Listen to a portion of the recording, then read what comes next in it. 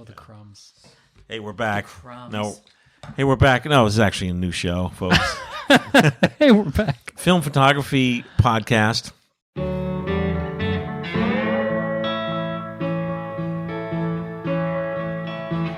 We're here in our remote BG studio, also known as Bowling Green, Ohio. Everyone thinks I live in Ohio, by the way. I should. I tell you. I'll tell you. Owen and I got like some eggs on a plate, and I saw the price. So, Gene's Place in Cleveland, Ohio, full breakfast. You know, the whole like He-Man platter where you get like He-Man platter. you get the eggs, you get the hash browns, you get the choice of meat, you get the toaster pancakes, right? We both got it with coffee. New Jersey, $50. Easy. Here, $25. I always joke around because I lived in California for 10 years that the avocados. One side note: I never had an avocado in my life until I was 25. Okay. But when I was in California, we would get avocados there. They're, pricey. Then we came to Ohio, and they're the same avocados. They're shipped from California here, and they're half the price. Yep. Yeah. Yeah. But Mike, there's no bagels here. No, there's no bagels Suck. here. Time to wake this show up. So, folks, everyone, welcome. My name is Michael Rousseau. I'm going to go around the table. Leslie Lazenby, hi. Hello. Owen McCafferty. Hello. Mr. Mark O'Brien. Hey there. Mr. Trev Lee. Hey. Mr. Matt Marash. Hey. Full house. Let's get right into it. Hey, Pentax 17. We talked about it a little bit, but now it's like a year later. Half frame. Trev, is it still like top dog? Is it still, Trev works for the darkroom.com, so they get a massive amount of film in. Where does half frame sit in the hierarchy of films? And are you still shooting with the Pentax 17? And then we're going to flip it to Mark O'Brien, who's also shooting half frame. So we get a good amount of half frame. And when we first knew that, but it wasn't our favorite thing to get because of scanning, and we had to really game plan and prepare for half frame in the lab and just be ready for that because there's a lot of questions when it comes to 1-up, 2-up, what the resolution's going to be, how it's going to print. But luckily we were kind of working with Pentax. I got this camera to test out ahead of time before it released. So we got to test it out and we were prepared for when this was launched. And it has been nearly a year since I've had this. And I didn't think I was going to like it. When they told me it was going to be a half frame, I didn't think I was going to like it. When they told me it was zone focus or scale focus, I didn't think I was going to like it. But I find that I actually shoot with it more than I expected because it's something I just don't have. It's a change of pace. It's different. The only zone focus camera I have would be a Rolly 35. And I like this a lot better than a Rolly 35 because the Rolly 35, this one, when you're zone focusing, you can count the clicks. I just know if I start from here, that is 10 feet, that's 5.5 feet, 4 feet. Compared to the Rolly, you have to look at it. It's silent. You have to look at the scale and the distance. And the scale shows up in the viewfinder too. The scale shows up in the viewfinder. It shows feet and meters right here, as well as the icons there. And I brought this to New York City when we met up with the Pentax team.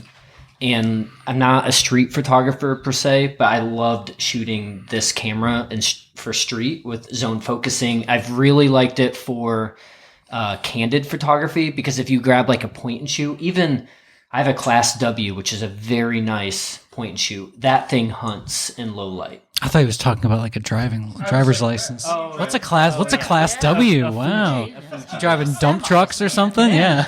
But yeah, I like zone focus for candids because you can set the flash in the distance and you don't have to worry about it missing focus unless you get it wrong. But yeah. But you only have a few choices. But the thing is the max shutter speed's not super fast, so a lot of times you're shooting out in daylight at f11. So it's very hard to miss focus unless you're drastically messing up and putting on macro. If you kept it on 5.5 feet or 10 feet back and forth all the time, you'd be pretty much fine in bright sunlight. So would you compare this to just like a more, for most shooters then, this is going to be like your more modern Instamatic, but it's just better, like a little bit better build. It's got DX coding, all that. This doesn't have DX coding. It doesn't? No, it doesn't. shit. You set it right here. So it is like an Instamatic. Oh, yeah, it is. It's truly Instamatic. Okay. It has exposure compensation. It has flash mode and non-flash mode. I mean, I guess DX is like, it's whatever. There's a dial, so. I mean, this camera has a DX code reader, believe it or not. And sorry, folks, I got him talking about his don't use FM3A it. again. But the one thing I would say about this camera is that since it's a modern day camera made by Pentax, who has good glass, the lens is what makes it. Like if it wasn't for the lens, this wouldn't be my thing. Oh, go. Sorry. Lens. Is it a little bit wider too than what normal would be for that? Well, it's a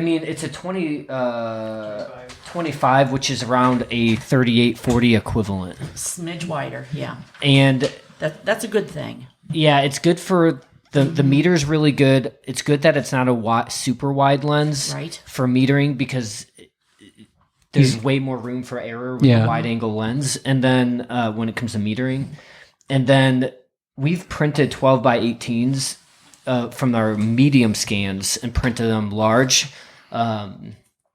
as well as just the super scans. They look incredible. Like they print very, very well. Minimum focus. Minimum half a foot. Okay. Or just shy of a foot. It's 0.8? 0.82. Yeah. Okay. Are you, Leslie, I mean, first time seeing this, are you kind of like happy and surprised to know that these are built into that camera? Actually, yes. I like a little bit wider. I like the closeness that it does offer, definitely. And it has a So- macro viewfinder. So the small box in there is the macro. Perfect. Isn't it nice that they thought some things out? You want to hear some cool facts about it? Fact me. So this is the K1000 Yeah. Oh, Dial. dial. is it? This is the Pentax 6.7 font. This is from the LX. Yes. It looks like yes. it. Yeah. The 17 font is from the Pentax 17 6.7. 6.7, the second versions, not the first. The Rewind is from a Spotmatic, and they have the AOG logo, which I don't even think is like an active logo. They just put it on there. And this is from the Advance is from the Pentax Auto 110. Which is adorable. Yeah. Yes. Oh, yeah. Yes. So if Pentax came back to you and said, "Hey Trev, we're going to go back to the drawing board, make a new model," what would you like to see in the next iteration? Oh, I mean, if they could do anything, mine would be an SLR. Because like the reason why is because they are the only. You have a digital right there. They're the last ones. They are the last making a pentaprism, and they still make a K mount. Yep. They still make 2 K mount or 3 K mount, 4 K mount lenses that will work with film cameras. So they, in my opinion, outside of maybe Casina, who made the FM10, Yeah. like which is an F mount lens or F mount camera, like Pentax is probably the last hope of making an actual SLR. But that's probably a huge undertaking. A lot of people, I think, thought this was too pricey, but Yeah, they balked at the price. but Yeah. just meeting people and meeting the people that made it and all of the work, the careers that are wrapped up into it, like, and looking at like an Olympus trip from like the 70s, it's more expensive with inflation than this would cost. And this is a better camera than that. It is. It is. Fight me. There's a lot of different trip models. That, But- people are used to paying less for film cameras because they're old, right? Yeah. Yeah, it's how they came into it. It was probably at the lowest of the low points when they were just picking them up at, Yeah, whatever. when we talk to our movie segment, I'll talk about like, cameras that I used to buy not that long ago on eBay for $5 now are $200 or $300. It changes the dynamic, whether you admit it or not. Like there's a change. All right, Trev, I have a question for you. This is a more like recent news development. I have kind of backed away from social media like a little bit for my like mental health, and it's great. But I do see every now and then in like the film groups, there was some recent news that kind of I think fits more into like the drama side of it. I guess that one of the lead designers for Pentax has recently stepped away from that position. So do we know anything concrete about that, or is it all just conjecture at this point to what that means for Pentax? There's film in it, yeah. I know that he left. I don't know why. I've met TKO 3 times, I believe. He's one of the kindest, nicest people, and this is the only film camera he designed for Pentax, but he did a lot of Ricoh and Pentax digital cameras. Okay. So I know he's been there with them for a lot. I'm not sure. I can't speak on behalf of why he left or what is moving forward. Yeah, so it's all conjecture that's out there. I really Okay. don't know. All right. But it just seemed like a lot of people were taking that as that's the nail in the coffin for film, and it's from everything I'm seeing on it, it's like I think they would have pulled something faster if it wasn't doing well. Yeah, they're still selling it, and we met with the Ricoh team, which is Pentax, the Pentax USA team, for them to have like a round table at the darkroom about that camera. They wanted feedback, how to make it better, what they would want to see. I gave my whole spiel on doing an SLR, but who knows? Like What about full frame? well, that's what SLR. Yeah. But like generally companies that are putting actual money into research and development on cameras, that's the kind of stuff they do. It's not just like coming out with something and like, dropping the bomb and then like going away. That's not what happens. It's a constant feedback. It says 3-volt, 1.5, double A's, 2 double A's for this, or 2 triple A's? No, it's here. Button? It's just right here. It's right there. Look. Let's see here. Is it under the grip? Oh, it's right here. So Pentax 17. What does it take? I forget what it's called. It's not a double A, triple A thing. It does not operate without battery, correct? 44. Yeah, it is the LR44. Well, that's the MS76, the S76. Yep. This is the first battery I put in it. Look at that. Oh no. Smaller. That's a CR123, isn't That's it? what- Yeah. That's what goes into CR2. a CR2s. That goes in the Canon. Those are the Rebel, pricier ones. Yeah. the Canon Rebel film cameras. They're like $8 each, right? Have a little rolling, maybe that even goes into. But this lasted. This is 1 year. I haven't changed. That's this good. Since I got it. It's interesting that it says. You want to know something that's interesting about this camera, though? So this camera, every zone focus camera you've ever shot with, you're physically moving the lens, correct? Like you're focusing the lens. Like you're doing this. This camera, when you pick it moves the front element. So like it's actually technically kind of autofocusing. Like you pick the thing, like if they put like a LiDAR sensor, they could actually hook this thing up and probably make it, because it's electronically moving in there, which is kind of a. So when you set your focus, let's say you rack focus all the way out, and then you focus. When you have to press your before you're taking your picture, you're saying you could actually hear it click into it's electronically. You can see it move. Okay. You can actually. So that's one of. Which Kodak VR 35 did that. Oh, really? So what you're saying is you're setting it and then it doesn't actually move it until you confirm the focus? Yeah. Oh, so that's weird. So like you're setting the wire and then it focuses by that. Yeah. Which makes sense because I think they moved to some of the focus by wire stuff in their digital lenses. And the other thing that's interesting that I didn't know about this camera is the auto setting. I just thought the auto setting was purely the exposure and like it would pop the flash. But the auto it just puts it on a hyper focus. So it's setting it at like, I think 5.6, like 5.5 feet, and just shooting at its like f11. So everything's in focus. So if it's like daylight and you don't want to think about changing it, you just put it on auto. Even though I never do that. I just always select what I assume it's going to be. So from a lab perspective, and there are other cameras, including the one Mark O'Brien's going to talk about in a second. So is it noticeable that is it noticeable to the lab that half frame is a thing now, or is it? We're seeing more of it. It's not like dominating like our formats of like what we're doing, but we do see a lot of it, and I think a lot has to do with this camera or putting half frame like on notice. When it comes to like who this camera's for, I don't think for most people it's for their only camera. I view this as like a companion camera, like it's something you bring along as like a candid thing or separate. It's kind of nice. It lasts forever. It's 72 frames. Right. But yeah. Okay. So in 2025, you find yourself now that you've gone through the testing stage and it's just a camera on your shelf, you're finding yourself grabbing it? Yeah, still. Yeah, I grab it. I bring it on last year. I brought it on every summer bike ride I went on. I did like 400 miles with this camera. That's nice. And I just have like a little thing that I put it in there. And it was bouncing around the things. It feels light and durable, light and kind of plasticky. But like a Canon Rebel or any of those EOS cameras are super plasticky. Like if I drop that camera, it's going to bounce.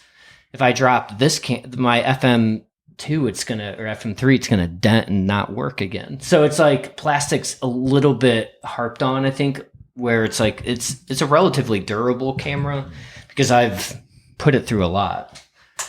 I haven't had it rained on yet, though. That's the only thing I don't. Tomorrow you will. Yeah. The only Real thing I don't test. like about it is that's all open. Oh. Oh. Is there a thread? There is a thread, so I do have a lens It's like, thing. Yeah. let me guess. Just let me guess. Tilt it towards me.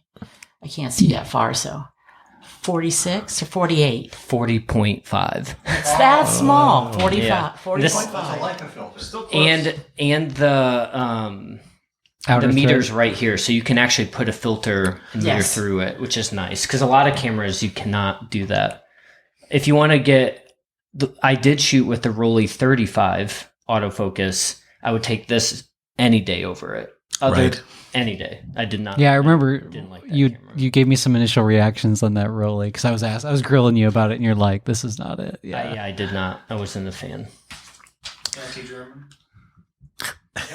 no, It's that not was German. that was Rolly in name only. Yeah, Yeah, it's not German. it was a Rhino. It's made by Mint. Yeah, the Yeah, yeah. the new one. the yeah. very overhyped. Oh, not the original Rolly 35. So, yeah, Mark, I want to ask you. So, I mean, like anyone, unless you were like living under a rock last year, like half frame was like really super popular buzzword. Everyone was talking about half frame. Did you kind of like see the resurgence of half frame, and that made you say, "Hey, I'm going to start shooting some half frame"? Like, what got you back into it? You know, I've shot half frame cameras off and on for the past 20 years, and originally they were like the ones from Olympus, which the little pen series are really, really fun. But you know, again, it was one of those things that, oh my gosh, this roll of film is taking forever. Yeah, and because those cameras they're really very sturdy and they're metal bodied and all that. They're well built, but I just never felt comfortable enough to say I'm bringing this with me everywhere I go because they aren't that kind of camera. For folks who are listening, I don't know if we even mentioned this. So, someone who's shooting 35 millimeter, like, what's the difference between? Did we mention? Like, No, we what didn't is the difference cover between the basic. 35 millimeter, your 35 millimeter film, whether it's a point and shoot, whatever we might be using, and half frame? Because we're still talking about 35 millimeter. Right, we are. So half frame is 18 by 24 millimeters. It's half the size of a 24 by 36 millimeter.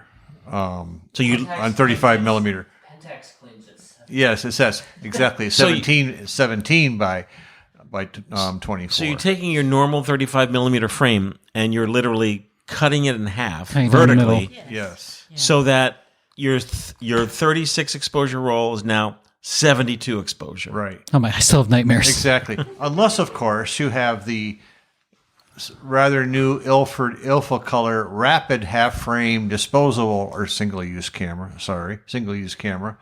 Double the fun. 54 color photos inside, which means it has the standard single use 27 exposure roll. Interesting. So And when the Pentax 17 came out, I was interested, but I didn't really feel like shelling out the money at the time. So recently, though, I found that a supplier was selling these Ilford Ilfracolor rapid half frame single use cameras. If you bought 10, they were $6 a piece. Wow. And I go, for that price, I can try one out and then just use the other ones as film donors, if I didn't like what the results were. So I started out, I ordered three of these cameras at $7 a piece. And then and I tried it out, and I got to say, for something that's just a point and shoot single use camera, I was surprised by how good they were. And of course, the only control you have is your choice of what you shoot and what conditions you shoot it in, because it's a fixed shutter speed, it's an f11 lens, and I think it's I forget what the size, focal length of the lens is, but I would say it's probably like a 28 millimeter or something like that, and it has a flash built in, and you can turn the flash on or off. Did you develop the film yourself? No, I took it to my local processor, Ball Photo in Asheville.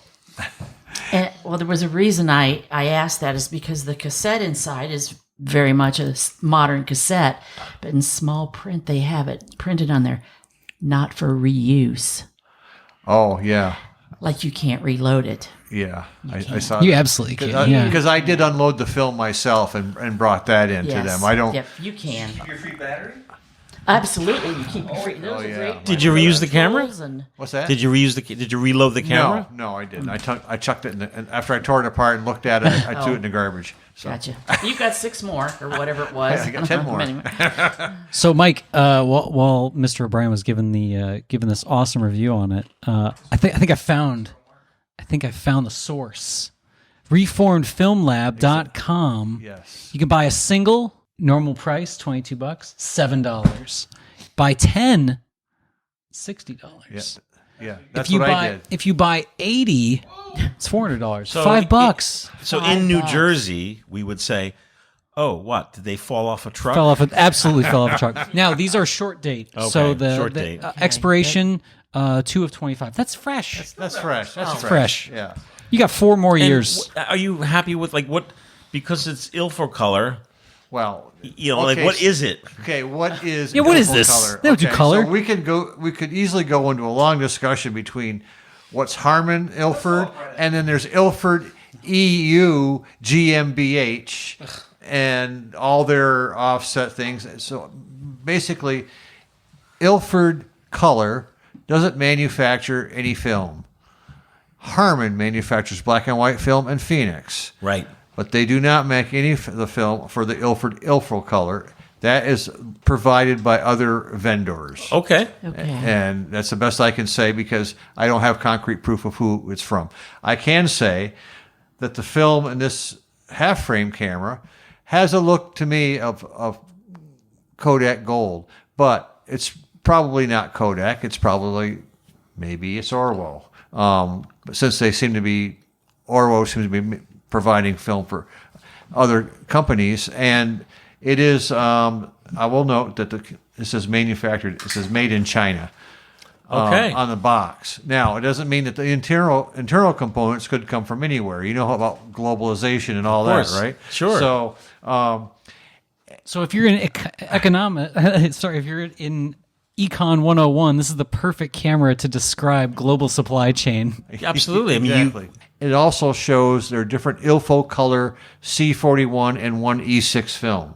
Okay. I will say this, Mark. You are a very good sleuth for your random camera blog, which is online, random camera blog. You are always looking and not afraid to just place an order with some random film company, right? Right. FPP. Who the hell are these guys? They're hawking their own film all the time. Mark is a customer, by the way. I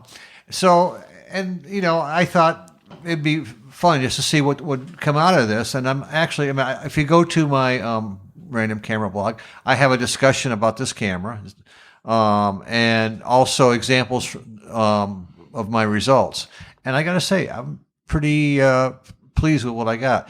I will also, though, add is that because it's a half frame, everything is in portrait mode when you shoot, unless you want to turn your camera sideways. And for many people, I should say, if you're a long time 35 millimeter photographer, that is like the opposite of almost everything you shoot. And most of us only, if you're going to do portrait, it's a vertical, right? So, or something like that. But I found that you adjust to it when you've got, it's a half frame image, and that's the dimensions of the negative are what they are, and you just deal with it. And you can, I think it makes a great half frame, are great for travel cameras because you don't have to bring as much film. The other part of it is, like Trev was pointing out, it's almost like having a notebook with you in some cases. You can take pictures of things that interest you at a shoot.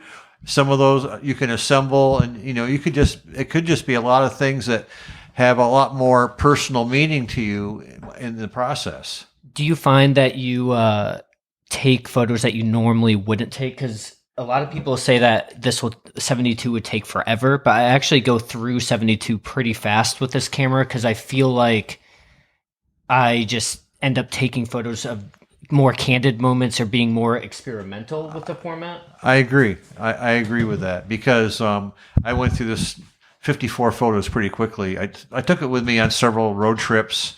Frankly, I just am pleased with how things turned out with it. Now, maybe I might start listening after Pentax 17 now. I don't know. Oh, Ooh. Shoot with it tomorrow. Okay. and how did you stumble onto that particular Okay. camera? And how did you find that great deal? So I got a bunch of swag for Christmas from Reform Film Lab. Okay. And I was like, so I checked them out, and so then I on their mailing list. So then this came in. I'll have to check that out. So they're still available because I just got a box of 10 arrived the day before yesterday. Mike, I think is so funny about this discussion, and I'm coming around to it. I still I have a visceral reaction to half frame, but I'm getting better about it. You know what's making me better about What's it? Motion picture film.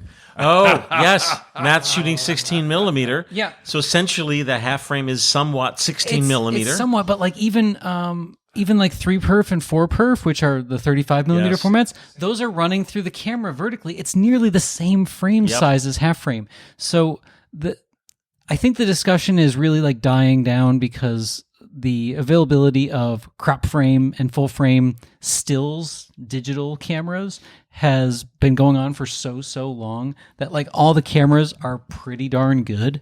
Yep. But that's all that we're talking about, folks. It's literally just a surface area discussion. You have more potential information that you can cram into that thing, but at the end of the day, it's what you put in that frame that's really, really going to matter.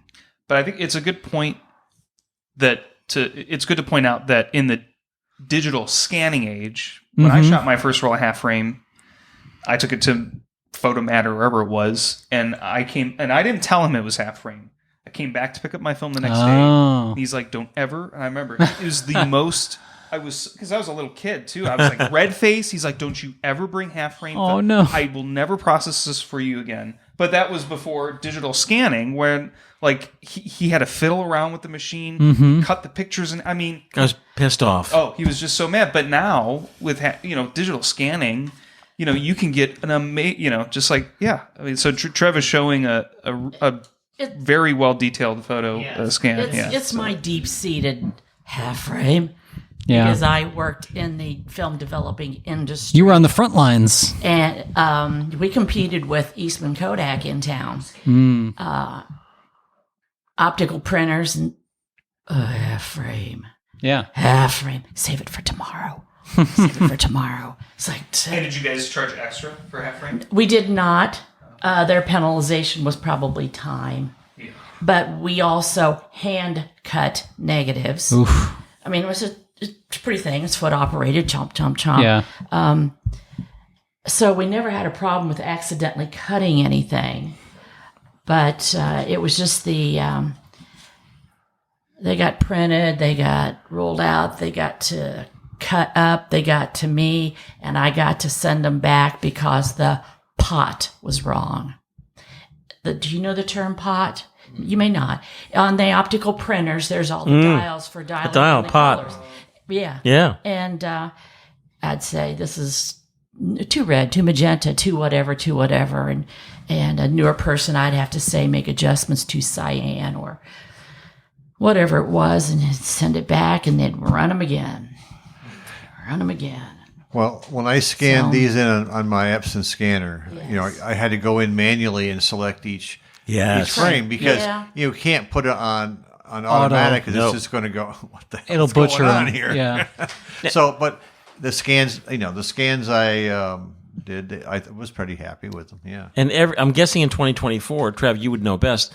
Labs across the country would have to retool themselves to handle half frame, right? I mean, You mean on the scanning side? yeah, Yeah, I mean, we do a lot of oddball formats, so for us, it wasn't that big of a deal. It was just more so like having a workspace set up for that, because you don't want to like change from 35 to 120. I mean, from 35 to half frame. So we just have a scanner set up for half frame. I love that that's individually wrapped like a craft single inside of the box already. They're all like that. Really? The landfill in business. Every single disposable camera's like that. I still am afraid of shucking. I know you mentioned reusing the one-time use cameras, but I am still scared of shucking because I've seen what can happen if the slice to cut. The capacitor in those things can really pop you. We do. Even my Hundreds squirreliest of those. employees, though, got used to getting those out, and all they did was accounting and logging film in. It's good for your heart. You get shocked once, you learn. I've been hit. I've been You hit gotta more do than it. once. You get to take the batteries home. Yeah, we do. kids' toys. Darkroom does so many. Hey, podcast at filmphotographyproject.com. Your precious pictures tell the things you do. Kodak film and cameras, your pictures are you.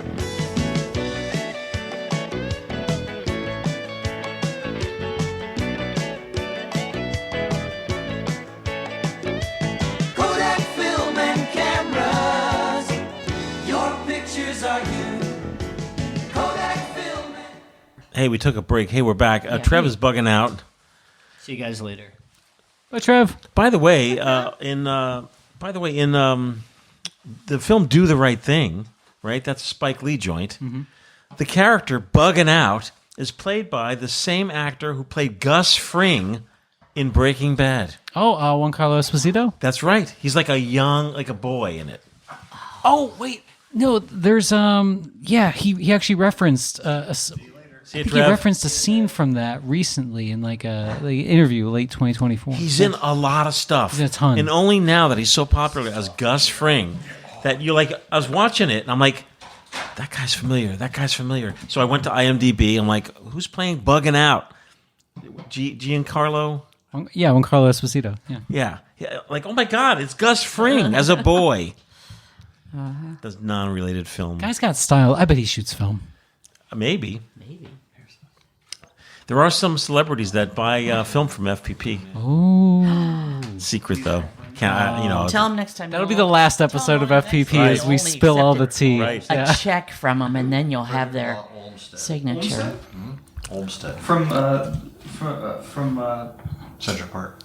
yeah, his family All right, guys, founded, get outta his here. brother founded the town I grew up in, Olmsted Township in Ohio, because they were involved with the Western Territory. Hey, we're back. So we have a letter from our good friend Dixon Liu, who, by the way, is a frequent contributor to the FPP School Camera Donation Program. Thank you very much, Dixon. Yeah.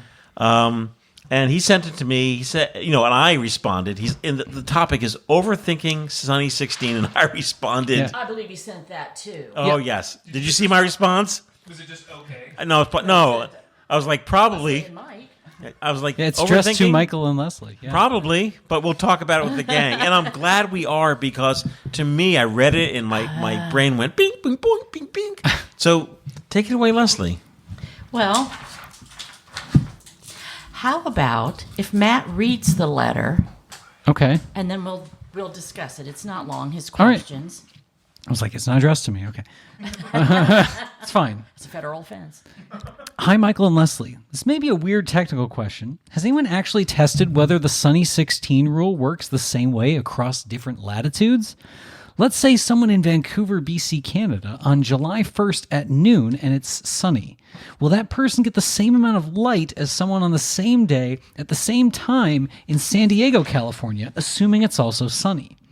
Let's further assume that the subject has the reflectivity as an 18% gray card. So, fixed target, easy metering, different latitudes. I was thinking about that as I was traveling from northern Hokkaido, Japan. Oh, now he's just showing off. Yeah. All right, and as I was traveling from northern Hokkaido, Japan, down to Hong Kong within the same week, I had a medium format camera with no meter and the Black Cat exposure guide, that's all you need, by the way, shooting my last roll of Provia 100. I had no faith in my skills, so I used the phone's light meter. Thanks, Dixon. Thought about it. Did you think about it? Blew my brain. But I will tell you this. When I go outside at FPP to test film, depending on what time of the year it is, I notice that, high noon blazing sun is different in different seasons. So the Sunny 16 rule would be different if I was doing that in October as opposed to, let's say, June in New Jersey. Is this kind of what he's saying? Well, here he's controlling for that by saying it's July 1st at noon, but all he's asking about is latitude, so more like position on planet Earth rather than position relative to the sun. And he's traveling with I don't know about Hokkaido? Yeah. Hokkaido to Hong Kong, but I do know Vancouver to San Diego is north and south directions, not east and west. So on a north and south direction, you'd have to go a long time to see a difference because that sun is pretty bright and pretty far away and scattering all over. So in his first statement about Vancouver and San Diego, he would assume it's sunny in both places. Fine. Yeah. 16. If it's sunny, it's sunny. Sunny 16. If the person in San Diego is seeing clear, bright light, we're going to go strictly north. It's getting the same amount of light in Vancouver. And really quick, folks who are listening, Sunny 16 is, let's say you have a roll of 400 ISO film in your manual SLR camera, and you don't have a light meter, what to do? You set your shutter speed to the closest, which is like 1/500th of a second, and set your f-stop to f16, hence Sunny 16. Yeah, there's that whole little grid. If it's partially sunny, 11. And if you just have Yes. that little card with you, it's pretty slick. But you start going east and west, you're not going to both have the same amount of bright sunny, and you may be having to change. I think what Leslie's getting at in the answer too, and one way to kind of visualize this for the folks at home is whenever you're dealing with exposure, like just the amount of light hitting something, we have this lovely thing in light called the inverse square law. And that's exactly what I was talking about. So this point source, the sun, or you can think of it as a light bulb, and the earth, just another object that's in the room, no matter how, you're really not going to have too big of an exposure difference because both of those subjects are going to be about 93 million miles away from said light source. And the further you get from a light source, the more even, the less intense and the more even that amount is going to reach it. Now, this is a very, very extreme example, and that's why our sun is the most pointed, sharp, specular source that we have. So on a bright, really, really, really sunny day, and if they're on the same, I don't know, I guess both of these are in the same hemisphere during the same season, so the exposure change should be minimal. Now, what Mike was talking about was kind of the quality of light, and that's kind of what, when we were folks, you wouldn't believe this. Sometimes we actually read letters before we record, and we have a little bit of discussion on the show. Yeah, Mike's just like, nope, not touching it. But Leslie was kind of, shooting me some eyes because I was like, well, I do see sometimes that there is a quality difference, but I don't think that translates exactly to exposure. It's more like the different times of year, the angle of the sun in the sky Right. can give you slightly different color casts and different qualities. So I think that's where Mike's coming from. Different seasons feel differently. When you go on vacation, you're somewhere that's nice and the air's clear, all that stuff. Leslie. Do they celebrate daylight savings? Oh my time? gosh, now we're really getting political. What's noon and sunny here may Right. be a different time. You could say But- the Sunny 16 rule is sort of like the Pirates Code. You change it to fit your situation. But part of that, again, you're right. If I go out in winter in North Carolina and it's a sunny day in November, let's say, or late in November, that light is not going to be the same at that same time of the day in June. It's going to be a little bit more yellower because the sun's lower in the sky. Winter sun looks different to me. Yeah. Yeah. Yeah. And that's what I love about shooting in the winter because the shadows and stuff are so dynamic. Yeah. But again, the other thing with that too is that are you shooting color or black and white? Exactly. That makes a Negative or difference. positive? Yeah. Oh, And yes. the other part of it is that there's a lot of people who, if you go on Reddit, you'll see these things, people asking about Sunny 16 all the time. And there's, of course, a million different answers that people will give back. Yep. But I think the primary thing is you need to go out and try it for everyone for themselves. Shoot under Sunny 16 rules. It doesn't mean you have to shoot on a sunny day. You can shoot on a cloudy day with Sunny 16. Yep. That's the whole reason there's a range of different apertures for that shutter speed for that given ISO. And once you shoot a roll like that, shoot a couple rolls, 3 or 4, you'll probably come to some conclusion for yourself as what works best for any given lighting situation. But I say, if it says Kodak had it on their boxes years ago, how to shoot without a meter. And when I first started shooting Yes, they did. using a camera when I was a teenager, my only guide was that little Kodak pocket photo guide, and that's how I learned to shoot. And it didn't fail me. Don't overthink it, folks. Yeah. It's not that hard. In the letter, I will bring it back to Dixon's question. He is shooting Provia 100 here, so Yes. that is a positive film. More limited dynamic range. You got to be spot on, but he's already got the best tool. That Black Cat exposure guide. It's got it all. Has everything. If it's a lighting scenario that exists on land on planet Earth, you can do it. And where can you, the dark. Matt? can do Where can you get a Black Cat exposure guide? You're not going to believe this, especially the folks that are tired of us hawking our own stuff. The FPP store. Right. But it's great. I mean, I was the guy that did the first video hawking it. I love We Black saw Cat. a lot of the Black Cat I exposure guides. Sold them when I was in retail.